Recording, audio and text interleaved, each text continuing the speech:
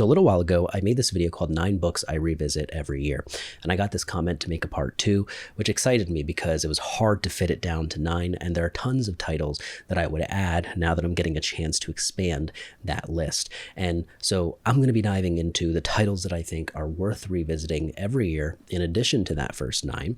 And of course, you can check out all of the links to the books that I mentioned in the description below. Okay, so the first book is called The Great Depression, A Diary by Benjamin Roth. Now, this book was recommended on a couple podcasts by Morgan Housel.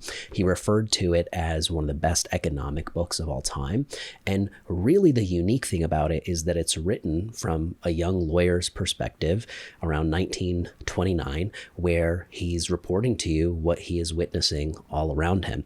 And it just went on to remind me how, Benjamin Roth is not some crazy famous lawyer that meant anything to me. He's just a normal guy in my eyes, but it's cool to see like his thoughts, his ideas are worth revisiting, purely because it's just a totally different time period, right? To get to have like a first-hand account of what life was like almost 100 years ago now, it's very fascinating. And I think it's very humbling to revisit this because it shows you how much progress has happened in 100 years, and also, how many things have also stayed relatively the same. Okay, number 2 is The Art of Spending Money by Morgan Housel. So it's no secret that Morgan Housel is one of my favorite writers. So of course I'm a bit biased. Same as Ever was on the last list that I did. But I recommend this one even more than The Psychology of Money because I feel like everybody spends money, everybody has to. And there are ways where this makes you feel this sense of control as soon as you're reading it. Like, wow, I feel like I'm getting more out of what I currently have, instead of this gap that you feel sometimes. When I read something like, I need more to feel whole. I need to get this or do that. This book is not that. It really makes you feel like, wow, I have everything I need. Enough that you could really, I think, change your day-to-day quality of life by revisiting this every so often. Okay, the third book is going to be Peak, Secrets from the New Science of Expertise. Now, this is a book I originally got on audiobook when it first came out in like 2016, 2017. And it was one of the first books in quite a while that had come out that didn't feel so outdated around expertise and practice and this whole 10,000 hour rule that we had heard of, right? And so there are 2 concepts in this book that will blow your mind. And it is basically deliberate practice and mental representations. And every time I listen to this book, because I kind of keep it on as like an anthem in the background, if you're interested in human performance and training and skill development, this really will put you in a nice zone. And so much so that I had, too many highlights from the audio version, where obviously it's a little messy to take highlights from the audiobook. So I got the hard copy version that I can really mark up. And I find you can flip to any page and get something out of it that excites you in whatever skill that you are practicing and developing. So highly recommend this one. You might even find yourself coming back to this multiple times a year. Now, the 4th book is Mastery by Robert Greene. This is one of my all-time favorites that actually serves as an anthem very similar to Peak. So I have this on audiobook as well. I have the Kindle version. I have it in every format you can think of. And the audiobook version I will put on like a song sometimes. And it basically just allows me to feel, it gives you that vibe of like, you are in pursuit of mastery, you are working on something, you are focused. And so it can feel really good in that sense. Of course, when I first read this, like 15 years ago or whatever it was, I did not get past the first chapter or 2 because that was the stage where I was at, right? I was picking my craft. I was getting a mentor. I was really in that apprenticeship phase. And then it's cool because over time I've gotten to, read more and more of it. And you get totally different things out of it because I was so obsessed with just the first couple chapters, because that's what was highly relevant to me at that time. And then as you progress, the other stuff will really stand out to you. And of course, it does not hurt to absorb the rest of it, even if you are in the first couple chapters and in those early stages, because you can see this mental representation of, the skill that you're pursuing and what it can look like. There's so many beautiful stories from so many different crafts and trades that I think this is just, worth having in your library, again, in multiple formats, if it makes sense for you. Now, the fifth book. This one I'm excited for because people commented that I didn't have any fiction on my list. And it's not because I have anything against fiction. It's just I have so much nonfiction I want to read that oftentimes that's just what, where my focus is. And I don't find myself to be a huge expert on, fiction books, but I do have this desire to be more of a fiction reader. And this book, Wool by Hugh Howey, has actually, reinforced that belief for me, because it is one of those powerful apocalyptic life after an apocalypse type books. And if you have seen the Apple TV show called Silo, that whole series is based off of this book.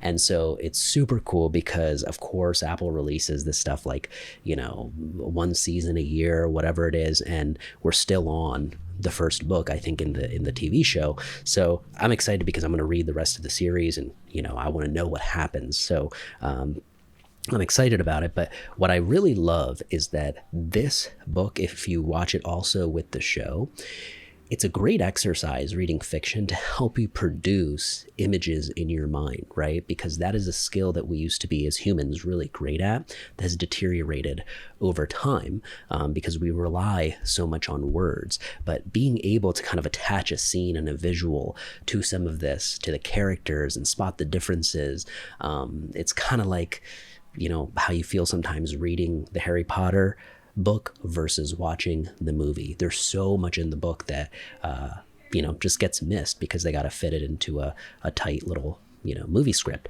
So this is a masterpiece, one that I'm very inspired by, and I find myself, making an intent to come back to this at least once a year. Now, the sixth book for me is going to be The Mamba Mentality by Kobe Bryant. Now, this is one of those books that at first glance, it looks like a textbook, right? It feels huge. It's not your normal size, but it's also one of those things that's meant to be kind of a coffee table book.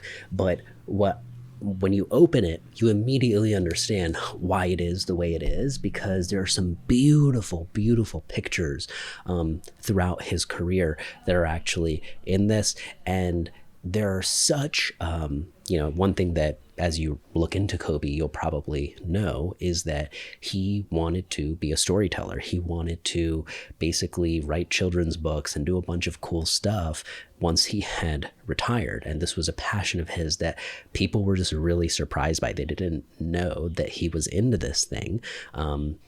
Because he never really showed that side of himself, but he was actually very good at this craft and put a lot of dedication and attention into it. And so you get a sense of that when you flip open to any page. There's Kobe himself telling you certain practices, certain drills, certain routines, certain ways that he thinks about the game, ways that he thinks about training and progress, that is just so invaluable. If you, again, are interested in human performance, I think you will get so much out of it, even if you don't really watch basketball. I don't consider myself to be a big, sports viewer, but at the same time, Kobe Bryant to me is an expert in his trade that is undeniable, right? And Michael Jordan, right? It's like, I've read Michael Jordan's biography, but he's almost like mythic, right? He almost feels like I don't know, but there's something about Kobe that is very like pure grit and talent, and of course there's that Michael Jordan mythicness to him too. But I think just when you hear about the work ethic that Kobe Bryant put in and day out, and his love for the game, it inspires you in whatever you are pursuing yourself. So highly recommend this one. Took me too long to get it, but now that I have it, it's become a staple. Next up is Outlive by Dr. Peter Attia. This is a book about longevity and health. And Dr. Peter Attia is one of those world-renowned cancer surgeons and doctors that just has decades of experience. And it is a true gift to humanity when doctors like himself take the time to put it together in a book like this, because it can then be accessed by thousands and millions of people who are not his patients, right? There's only a select amount of people that I'm sure Dr. Attia can see, but the amount of knowledge in this is invaluable. And I find that if you are trying to improve your health in any aspect, this can be like, it feels like a, like it's not meant to be a motivational book, but it will do that for you, right? You'll read about the things you're trying to improve, you'll understand them better, and it will be easier for you to implement some of those changes once some of those concepts really click. And of course, the depth and breadth of what's in this will be something that you reference throughout your life as you are facing, maybe different aspects of your health that you're trying to optimize or learn more about. This feels like a worthy guide to have on your shelf for when you are interested in stepping into that version of yourself. Number 8 is Invent and Wander by Jeff Bezos. One of the main reasons I love this is because it gives you insight into how Jeff Bezos sees himself, and it's not just the way that, these titles that the world puts on him. He sees himself as this curious guy who loves to make things and invent things. And this is all stuff that's out there, right? Shareholder letters, interviews he's done, and things like that are pieced together and woven into this book full of wisdom. Something to keep in mind is that Walter Isaacson doesn't just choose anybody for his biographies, right? And so the fact that he did something with Jeff Bezos says a lot. And also, it's refreshing compared to when you read, honestly, like Elon Musk's biography or, Steve Jobs' biography. Like, there's a lot of great stuff in there too, but there are certain things that feel really practical and grounded and more maybe relatable is the word, with some of the stuff that you'll find inside this book. You really, it inspires you to be a builder, a maker, and to chase your curiosity. It's a great reminder to do that. Now, my 9th book is going to be Nexus by Yuval Noah Harari. He is the author of Sapiens, which you may have heard of. Beautiful book, amazing storytelling. You get access to that same style in this book, but I have been recently more intrigued and interested by the history of knowledge, how we come to know what we know.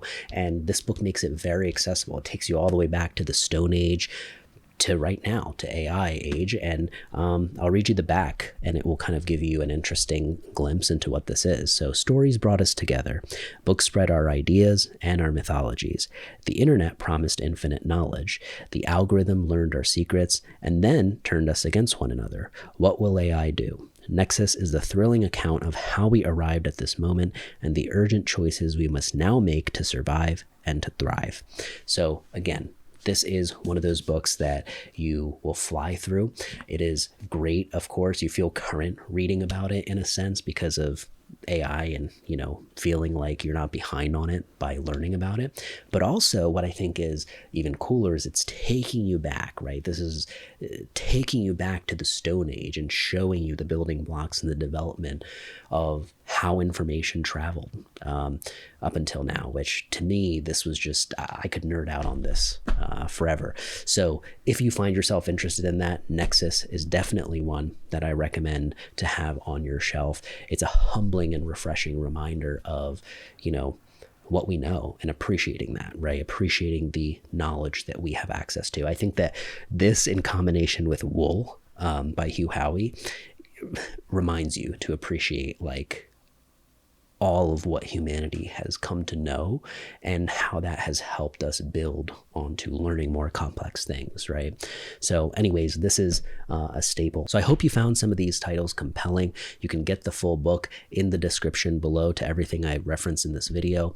And I'd love to hear from you. Drop a comment. What are some books that you like to revisit every year? I appreciate you hanging out and taking the time, and I will see you on the next one.